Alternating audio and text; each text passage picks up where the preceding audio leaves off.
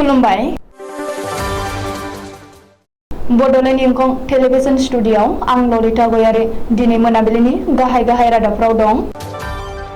क'क्राझाराव साननैनि हाबाफारिजों इउपिपिएलनि स्निथि गायसनथाय सान फालिदों।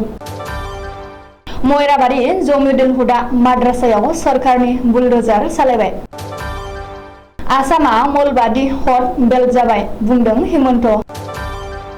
लाभलिनाया कमनवेल्थनिफ्राय बाहेर जाबाय आरो हिमा दासआ सेमि-फाइनालाव हाबबाय। इन्दिरा CLFनि बानजायनायाव भारत उदांस्रि सानखौ बरायनानै आइजोफोरनि स्कुटि रेलि खालामदों। फेरगावनि खाग्राबारियाव दै लोमसावनाय गामि नखरफोरनो सावस्रि बिफाना जेबो राहा लायाखै। लोमसारनाय जायगाफोराव सेनिटाइज खालामनो रायजोफोरनि दाबि। बरमायाव सना माइनाव नायजाब आफादनि तालिम बादाखौ बेखेवबाय। दानिया फैदो आबुं रादाबाव।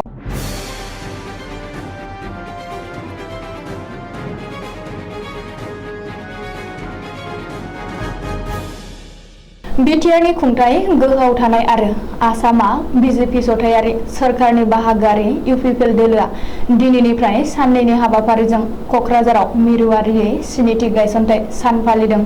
मिरु इउपिपिएल आरो क'क्राझार जिल्ला इउपिपिएलनि बानजायनायाव दिनैनिफ्राय साननैनि हाबाफारिजों क'क्राझार चन्द्रपारायाव थानाय इउपिपिएलनि स्निथि गायसनथाय सान फालिदों। गिबि साननि हाबाफारि बायदियै बिटिआरनि सुबुं फोनांजाब बिफाननि मावफुं सोद्रोमा आरो इउपिपिएलनि गाहाय नेहाथारि डक्टर निलुत सरगयारी आरो बिजेपिनि जिल्ला आफादगिरि राजकुमार ब्रह्म दंफां फुलि गायजेननानै दंफां गायनाय हाबाफारिखौ जागायो। मिथिनो हानाय बायदिब्ला इउपिपिएल दोलोआ स्निथि गायसनथाय सान फालिनायजों लोब्बा लाना बिटिआरनि दरबा जिल्लायाव 5 लाख दंफां गायनो थांखि लादों। बबेखानि ग्लबेल वार्मिंखौ होबथानायनि चार्ट आरो आबहावा गुबुंनायखौ होबथानायनि चार्टआव इउपिपिएलनि गायसनथाय सान फालिनायजों लोब्बा लाना दंफां फुलि गायनाय हाबाफारिखौ लादों होननानै डक्टर निलुत सरगयारीआ सुलुङाव फोरमायदों। मरिगाव जिल्लानि मयराबारि जमिदुल हुदा माद्रासाखौ इभेकसन खालामबाय। जेहादीनि हाबा-हुखा मावनायजों लोगोसे फरायसाफोरनो जेहादी फोरोंथाय होनाया रोखा जानायनि उनावनो मयराबारि जमिदुल हुदा माद्रासायाव दिनै सोरखारनि बुलडोजार सालायदों। रिपर्ट बादिब्ला दिनै फुङावनो जिल्ला खुंथाय आरो पुलिस बिफाननि मोनसे टीमा बुलडोजार एक्सकेभेटर लानानै मयराबारि जमिदुल हुदा माद्रासाखौ सिफायहैयो। बेल' नङा, जेहादी मुफिद मुस्ताफानि न'खौबो दिनै इभेकसन खालामदों। थांनाय 28 जुलाइ खालि मुफिद मुस्ताफाखौ हमनायनि उनावनो मयराबारि जमिदुल हुदा माद्रासाखौ जिल्ला खुंथायआ सिल खालामदोंमोन। मख'नो गोनांदि आनसारुल्लाह बांला टीमनि सोद्रोमा मुफिद मुस्ताफाया माद्रासानिफ्राय जेहादीनि खामानिफोरखौ सोरै मावगासिनो दङमोन।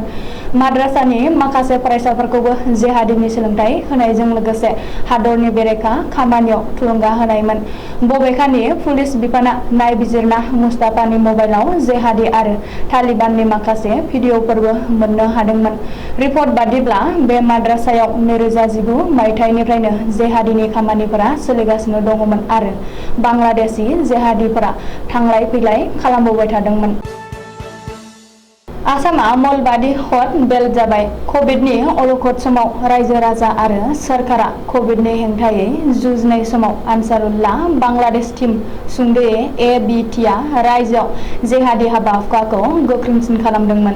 जेहादीआ गोबांथार सुबुंफोरखौ खौसे खालामनायनि हादरनि बेरेखा खालामनो नाजायो, नाथाय गुबुन उदखारि आफादफोरा 15 आगस्ट उदांस्रि सानखालि बमा बेफ्रु होना गावसोरखौ नोजोराव लाबोनो नाजायो होननानै दिनैनि मोनसे खौरांगिरि मेलाव बुंदों। गिबि मन्थ्रि डक्टर हिमन्त बिश्व शर्माया DGP भास्कर ज्योति महन्त आरो ADGP GP सिंहखौ लोगोआव लाना गिबि मन्थ्रि डक्टर हिमन्त बिश्व शर्माया दिनै जनता भवनाव जेहादीनि बागै मोनसे गोनां खौरांगिरि मेल खुंदों।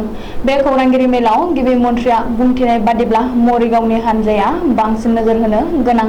ABTआ अल-कायदाजों सोमोन्दो थानाय मौलबादी एबा जेहादी बागै मुसलमान सुबुंफोरनिफ्राय गुमुर मोनदों। गासैबो गासैबो मुसलमानफ्रा समान नङा। मस्जिदाव जायगानि इमामनि सोलाय गुबुन इमाम आरो गुबुन सुबुं फैयोब्ला पुलिसनो खौरां हरनो थाखायबो गिबि मन्थ्रिया मुसलमान सुबुंफोरखौ खावलायदों। बबेखानि माद्रासायाव फरायसाफोरखौ मा फोरोङो बेखौ नोजोर होनो थाखायबो गिबि मन्थ्रिया खावलायदों।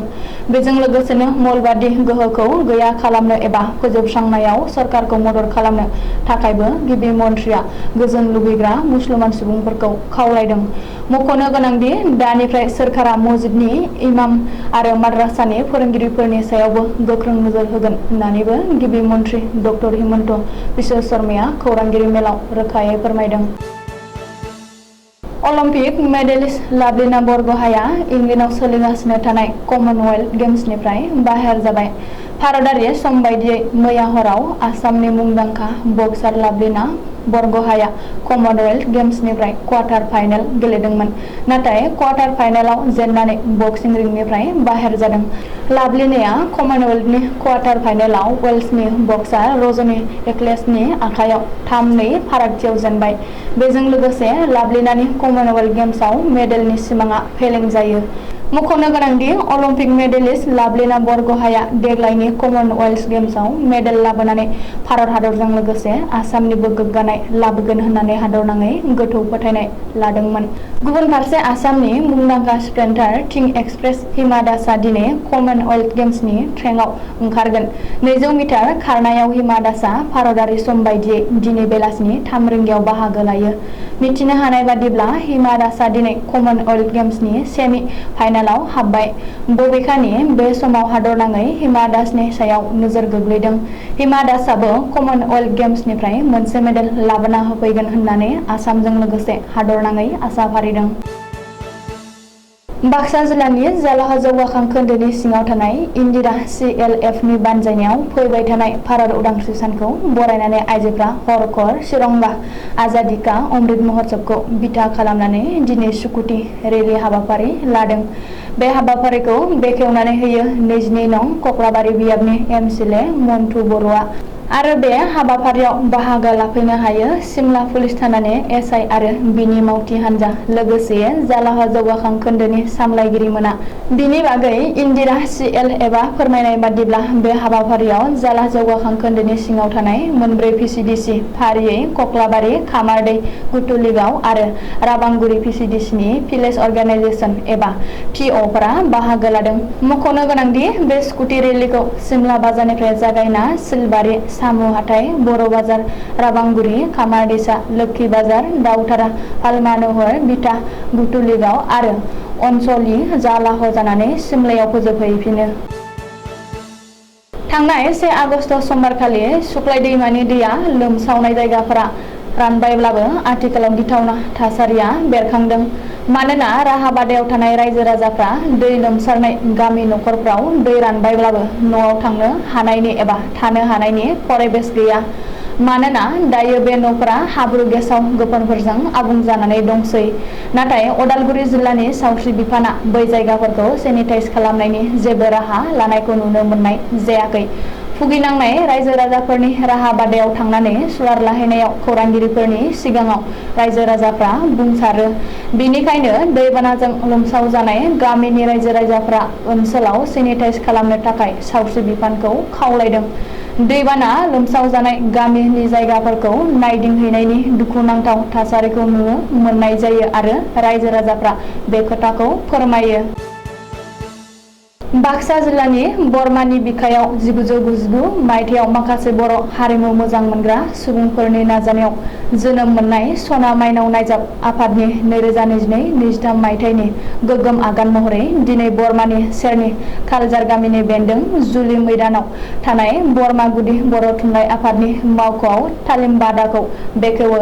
बे बादाखौ बेखेवो बरमा गुदि बर' थुनलाइ आफादनि गाहाय नेहाथारि खोरोमसार बसुमतारिया। बे बादा बेखेवनाय हाबाफारियाव नुवाथारि आफादनि आफादगिरि गजेन बर', गाहाय नेहाथारि महेन्द्र बर', फालिगिरि आफादनि आफादगिरि जगेश बसुमतारी, गाहाय नेहाथारि मिलिक रामसियारिजों लोगोसे ओनसोलनि गोबां हारिमु मोजां मोनग्रा सुबुंफोरा बाहागो लायो। फालिगिरि आफादनि गाहाय नेहाथारि मिलिक रामसियारि फोरमायनाय बादिब्ला देग्लाय बोसोराव सिमानसिं बर'नि सुजुनाय अननाय हो आरो जतीन्द्रनाथ बर'नि सुजुनाय बोरदावली बे मोननै नायजाबखौ लानानै जानजि खाफ्राबाय। सोरबाफोर बे नायजाबखौ दिन्थिनो लुबैयोब्ला गाहायनि थंआव सुलाद लानो हायो। 91019156829365420179। दिनै मोनाबिलिनि रादाबा एसेनोसै। गोजोन्थों।